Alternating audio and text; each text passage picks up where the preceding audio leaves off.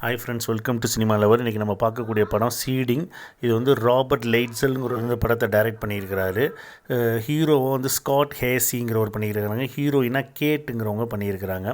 இதோட சீடிங்கோட ஒன்லைன் இல்லைன்னா, நம்ம படத்தில் ஹீரோ வந்து ஒரு ஃபோட்டோகிராஃபராக இருக்கார். ஒரு இயற்கை விரும்பி அவர் ஃபோட்டோ எடுத்துக்கிட்டு இருக்கிறாரு. ஸோ அது வந்து ஒரு பாலைவன டெசர்ட்டில் எடுத்துக்கிட்டு இருக்கும்பொழுது அவர் வந்து என்ன பண்ணிடுறார், ஒரு சின்ன பையன் வந்து அவர் வந்து வழி மாற்றி விட்டுறான். ஸோ வழி மாறி போனவர் வந்து ஒரு இடத்துல போய் மாட்டிக்கிறாரு. அந்த பள்ளத்தாக்கில் வேறு கேனியானாக இருக்குது.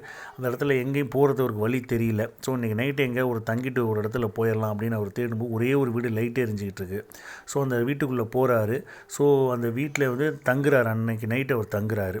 ஸோ அதுக்கப்புறம் அவர் அந்த வீட்டில் இருந்து வெளியில் வந்தாரா, மீண்டும் அவருடைய இடத்துக்கு போனாரா அப்படிங்கிறது தான் இது வந்து ஒரு சர்வைவல் ஹாரர் த்ரில்லராக இந்த படம் எடுத்திருக்கிறாங்க. படம் வந்து கொஞ்சம் லேக் அடிக்க தான் செய்யுது. ஃபஸ்ட்டு கொஞ்சம் இனிஷியலாக நல்லா போகுது, அப்புறம் போக லேக் அடிக்குது கொஞ்சம்.